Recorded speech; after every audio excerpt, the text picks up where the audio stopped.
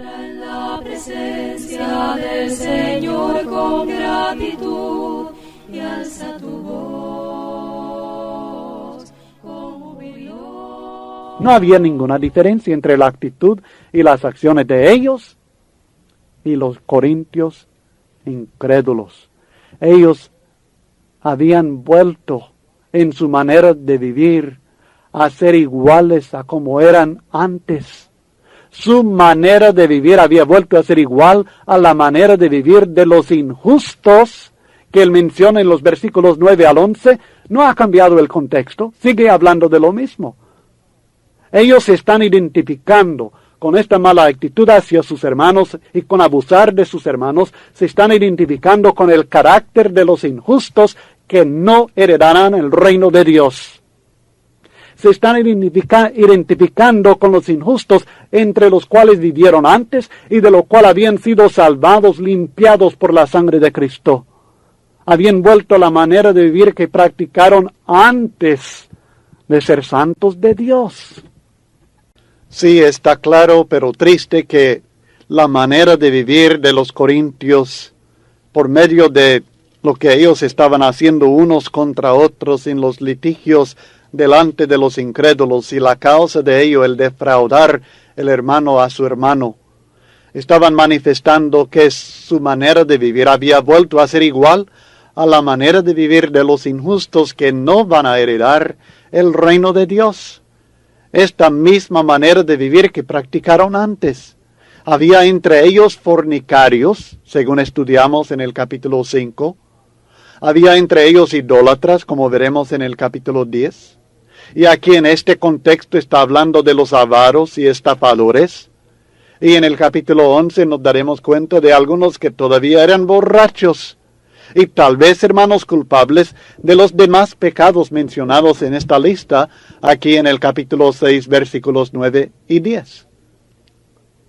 Deben comprender que cristianos que practican estas cosas tendrán el mismo fin que los injustos que son incrédulos. Uno que vive como el mundo tendrá el mismo fin que el mundo, no heredar el reino de Dios. Hay solamente un reino que le queda como opción, si no es parte del reino de Dios, el de Satanás, que está destinado al castigo eterno. Aquí tenemos una lista de pecadores que serán condenados eternamente si no se arrepienten. No es una lista completa, pero sí es una lista que debemos tomar en cuenta.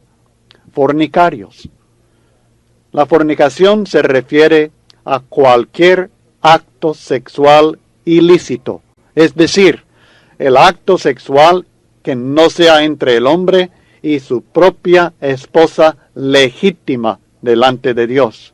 Es inmoralidad sexual de toda clase.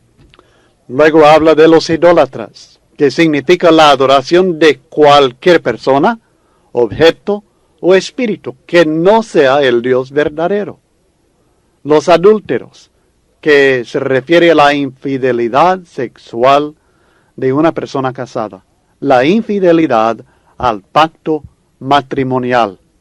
Los afeminados, que es la palabra en el griego malakos, y literalmente significa suave, y es usado de homosexuales, especialmente, según entiendo, el homosexual pasivo, aquel que es usado por otro homosexual.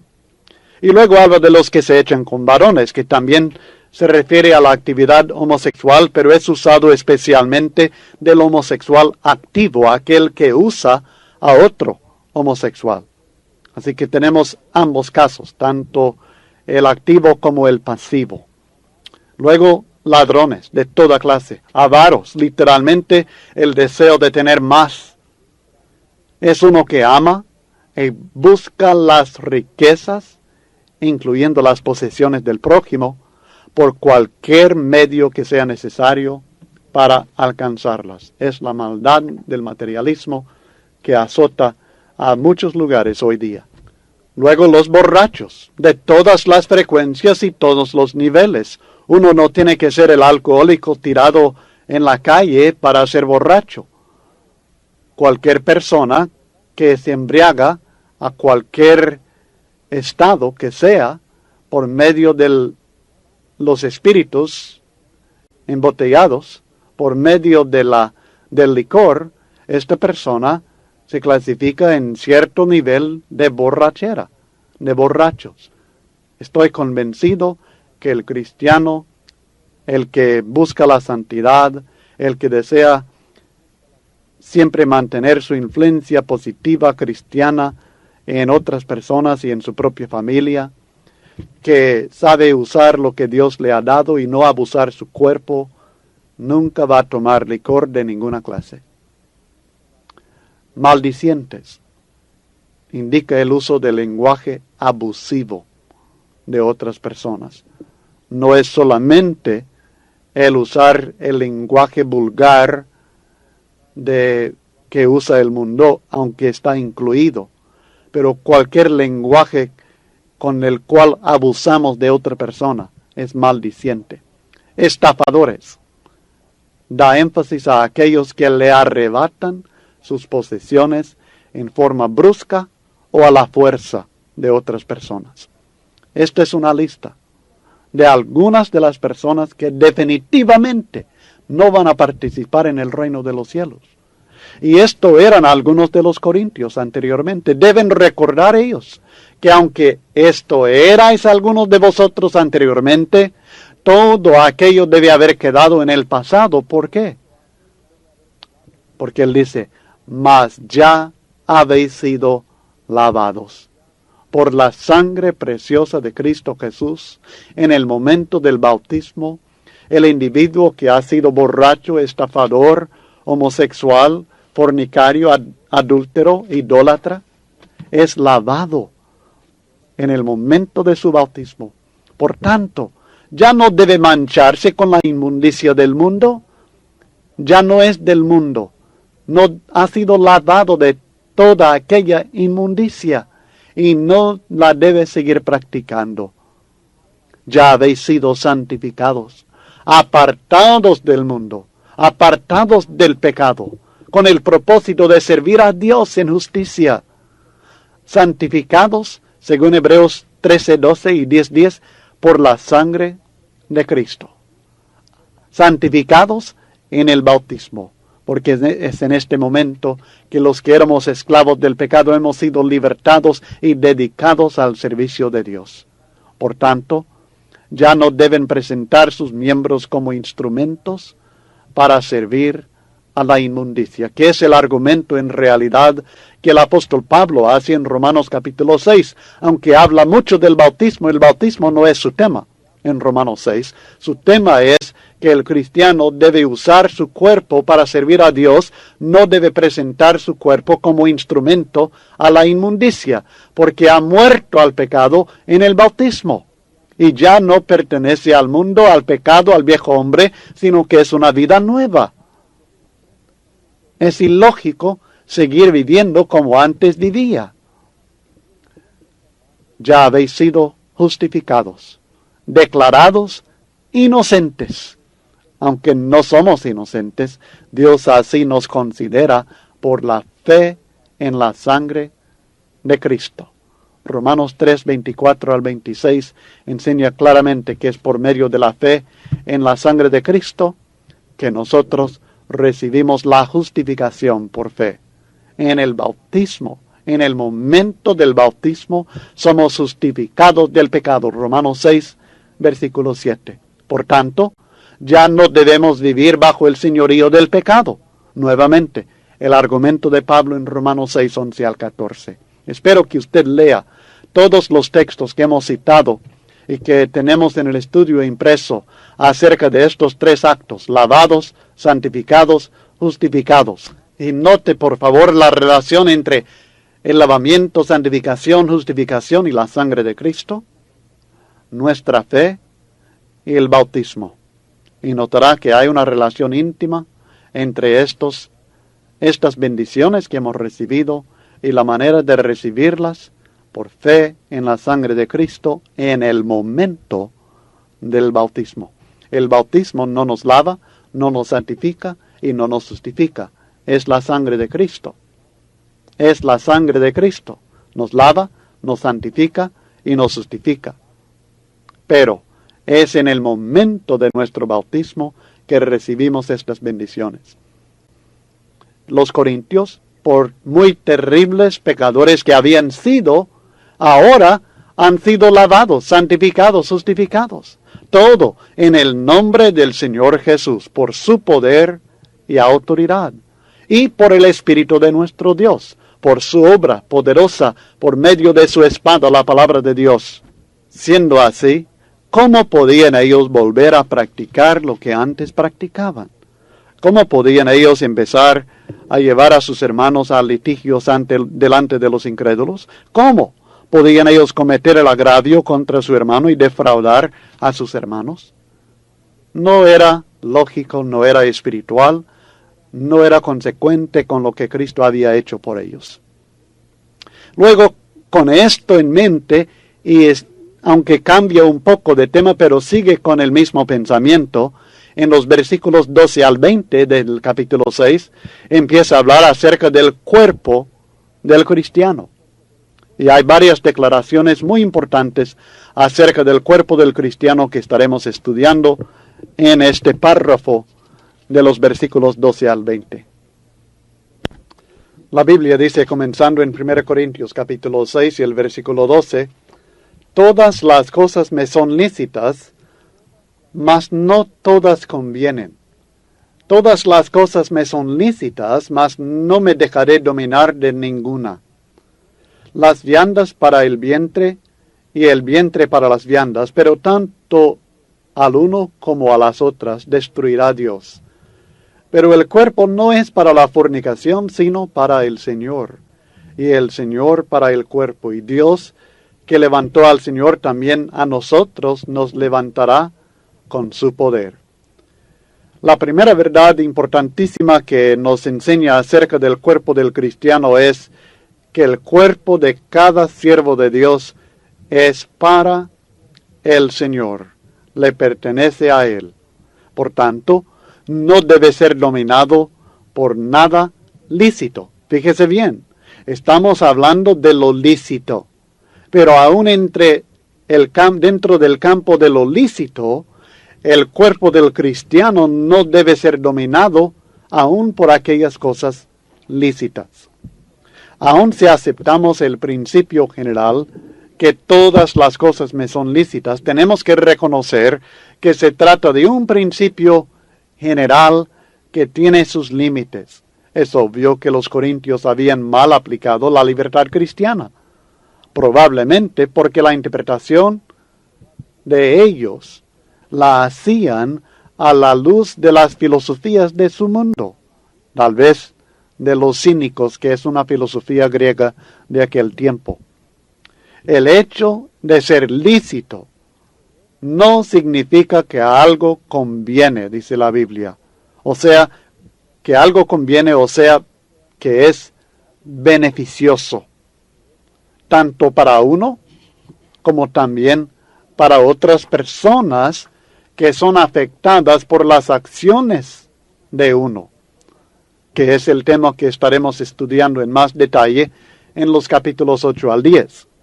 Así que debo considerar mis acciones, debo tomar en cuenta al decidir si hago algo o no lo hago.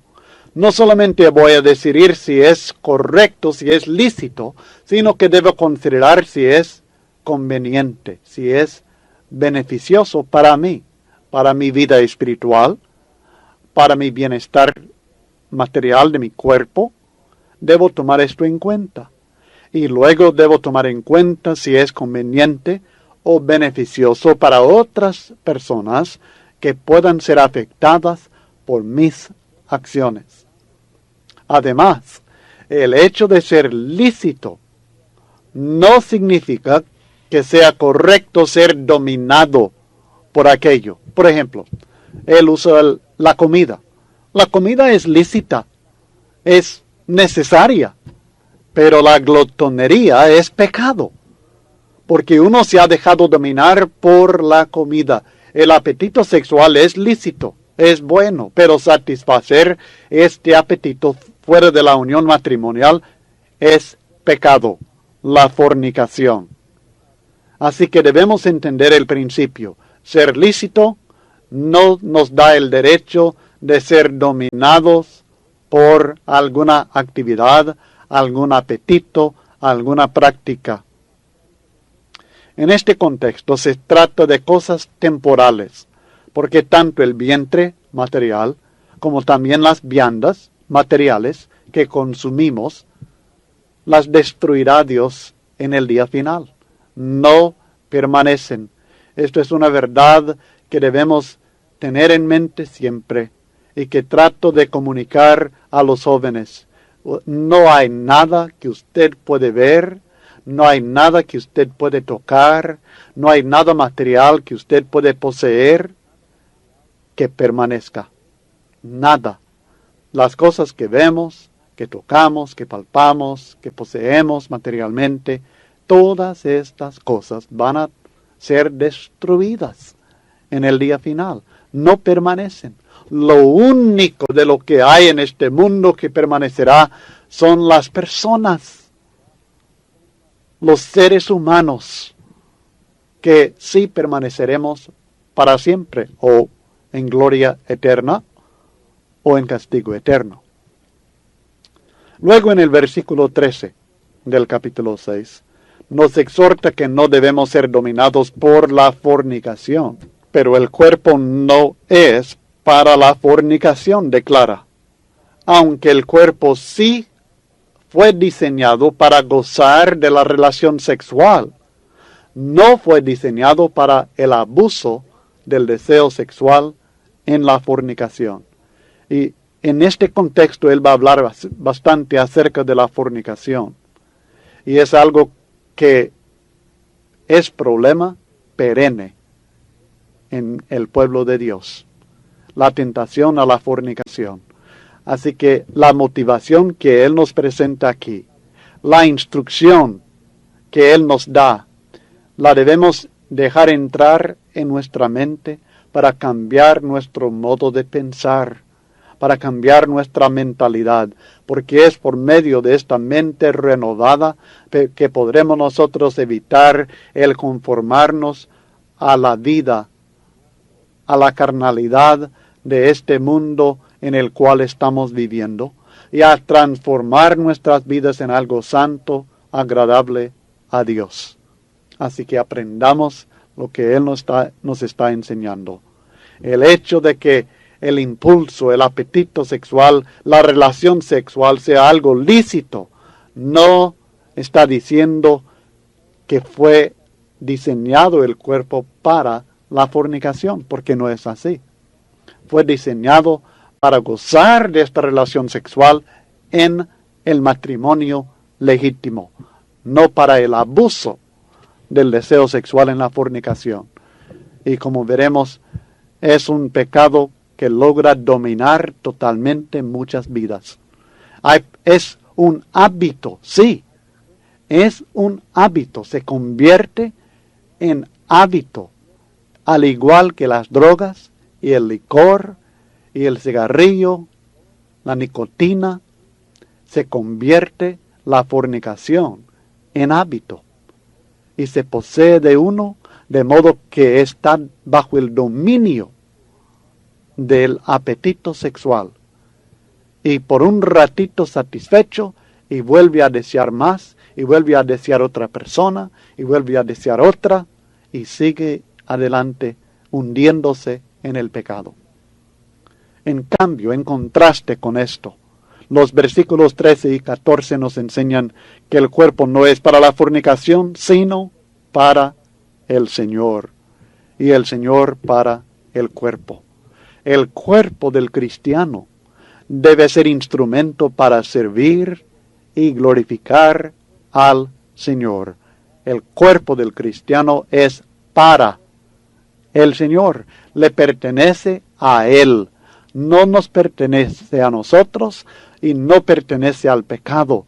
Hemos sido redimidos, pertenecemos al Señor, cuerpo y alma.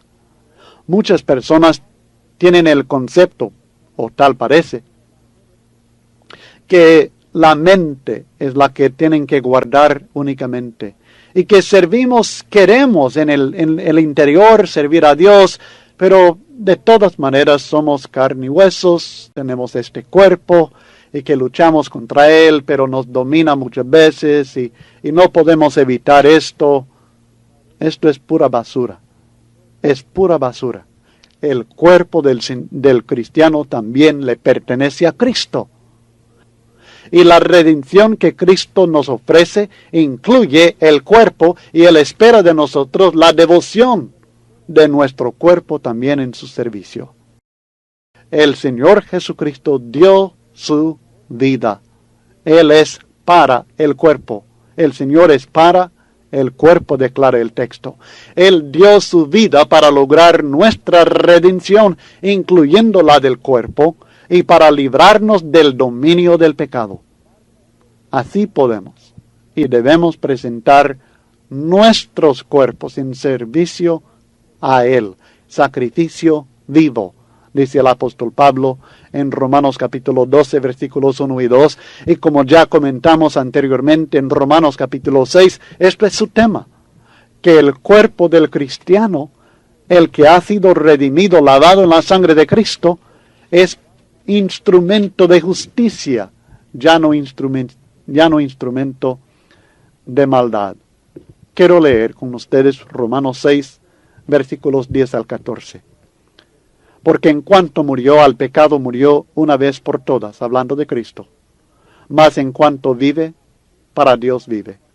Así también vosotros consideraos muertos al pecado. O sea que ya no tiene nada que ver con el pecado. Pero vivos para Dios en Cristo Jesús, Señor nuestro. No reine pues el pecado en vuestro cuerpo mortal, de modo que lo obedezcáis en sus concupiscencias. No debemos obedecer los deseos del cuerpo. No estamos bajo el dominio del cuerpo. En este caso estaríamos bajo el dominio del pecado. Reinaría sobre nosotros el pecado. Estamos bajo el dominio de Cristo y ponemos nuestro cuerpo bajo el dominio del Señor. Ni tampoco, dice el versículo 13, presentéis vuestros miembros al pecado como instrumentos de iniquidad, sino presentaos vosotros mismos a Dios como vivos de entre los muertos, y vuestros miembros, los miembros de su propio cuerpo, a Dios como instrumentos de justicia, porque el pecado no se enseñoreará de vosotros, pues no estáis bajo la ley, sino bajo la gracia. Bajo la gracia, no importa lo que hacemos, claro que es importante lo que hacemos. De hecho, es estar bajo gracia lo que nos libra de la potestad del pecado y de la ley para poder entregar el cuerpo entero en servicio a Cristo Jesús. Aunque la comida material y el vientre material dejarán de existir en el día final, no así el cuerpo del cristiano. ¿Recuerda lo que hablamos? No hay nada de lo que usted puede ver o tocar que permanecerá, con la excepción de las personas. El cuerpo del cristiano será resucitado glorioso. El mismo Dios que levantó a Cristo Jesús, Señor nuestro, también a nosotros nos levantará con su poder, dice el texto en el capítulo 6 de 1 Corintios y el versículo 14. Dios que levantó al Señor, también a nosotros nos levantará con su poder. El cuerpo del cristiano será instrumento para servir y glorificar a Dios para siempre. Lo es ahora y lo será para siempre. Nuestra ciudadanía está en los cielos, de donde también esperamos al Salvador, el Señor Jesucristo, el cual transformará el cuerpo de la humillación nuestra para que sea semejante al cuerpo de la gloria suya, por el poder con el cual puede también sujetar a sí mismo todas las cosas. Filipenses 3, 20 al 21. Es el Señor, por medio de su palabra, quien decide lo que nos conviene como cristianos y lo que no nos conviene. Esta no es decisión nuestra, es decisión que el Señor en su palabra, en los reglamentos, los estatutos, las enseñanzas, los principios, el espíritu de su enseñanza nos está presentando. Y esto es lo que debemos seguir. Así que el primer punto, en relación al cuerpo del cristiano, es que el cuerpo del cristiano le pertenece a Cristo. Es para Él. Es para servirle a Él ahora y para siempre. No es para servir ni siquiera a los apetitos naturales, materiales que Dios ha puesto en nuestra vida, como el apetito de la comida, la bebida y de la relación sexual. Segundo punto, en cuanto al cuerpo del cristiano, en los versículos 15 al 18, es que este cuerpo suyo, el mío, es miembro de Cristo. Leamos el texto. ¿No sabéis que vuestros cuerpos son miembros de Cristo? Quitaré pues los miembros de Cristo y los haré miembros de una ramera. De ninguna manera, de ningún modo. ¿O no sabéis que el que se une con una ramera es un cuerpo con ella? Porque dice, los dos serán una sola carne. Pero el que se une al Señor, un espíritu es con él. Huid de la fornicación. Cualquier otro pecado que el hombre cometa está fuera del cuerpo, mas el que fornica contra su propio cuerpo peca. Miembros de Cristo. Esta unión nuestra con Cristo hace inconcebible la fornicación. ¿Cómo vamos a tener y tomar un miembro de Cristo, unido a Cristo, y luego unirlo a una ramera? Es imposible pensar de esta manera. Cuando comprendemos, estas son verdades espirituales que necesitamos entender y dejar que compenetre en nuestro corazón, nuestra conciencia, para que nos ayude a resistir la tentación de la fornicación. Todos sabemos que el cristiano es miembro del cuerpo de Cristo, la iglesia. Pero la Biblia dice en Romanos 6:3 que somos bautizados en Cristo. También Gálatas 3:27. Note, somos bautizados, no dice que somos bautizados en la iglesia, si la Biblia lo enseña aquí mismo en 1 Corintios 12:13. Por un solo espíritu todos fuimos bautizados en un solo cuerpo, en el cuerpo de Cristo. Correcto. Pero la enseñanza en Romanos 6:3 y Gálatas 3:27 no es que somos bautizados en la iglesia, en el cuerpo de Cristo, sino que somos bautizados en Cristo. Nos unimos a Cristo. Nos hacemos un espíritu, una persona con Él. Nos unimos a Cristo cuando somos bautizados. En este texto, la Biblia nos revela que no solamente el espíritu del cristiano se une a Cristo, sino también su cuerpo. Su cuerpo es miembro de Cristo, declara el texto. Es obvio que esta unión es espiritual, por supuesto, pero no por ser espiritual significa que no sea real. De muchas veces nosotros decimos, bueno, esto es espiritual, es informe espiritual. Bueno, ¿y qué tiene que ver esto con la realidad del asunto? Si es espiritual, lo espiritual ya no es real. Claro, es una unión espiritual del cuerpo nuestro con el cuerpo de Cristo. Y no es posible separar las acciones del cuerpo del cristiano de las acciones de su espíritu. Porque el espíritu mora en el cuerpo es templo del espíritu, somos una sola persona. No soy yo mi espíritu, yo mi alma y yo mi cuerpo, soy una sola persona. Cuerpo, espíritu y alma. Y soy indivisible en este sentido, hasta la muerte, cuando cuerpo quedará sepultado y espíritu volverá a Dios. Así que las acciones del cuerpo influyen o tienen que ver con las acciones del espíritu y viceversa. El cristiano no puede actuar en forma egoísta ni independiente, porque ahora él, esto incluye su cuerpo, los miembros de su cuerpo, él está ligado con Cristo. De modo que para hacerse miembro de una ramera en la fornicación, por ejemplo, primeramente tiene que romper su unión con Cristo, porque claramente Cristo no va a estar unido a una ramera, no va a participar en la fornicación. Por tanto, pregunta Pablo, ¿quitaré pues los miembros de Cristo y los haré miembros de una ramera? Claro que no. Es un pensamiento que uno no puede tener.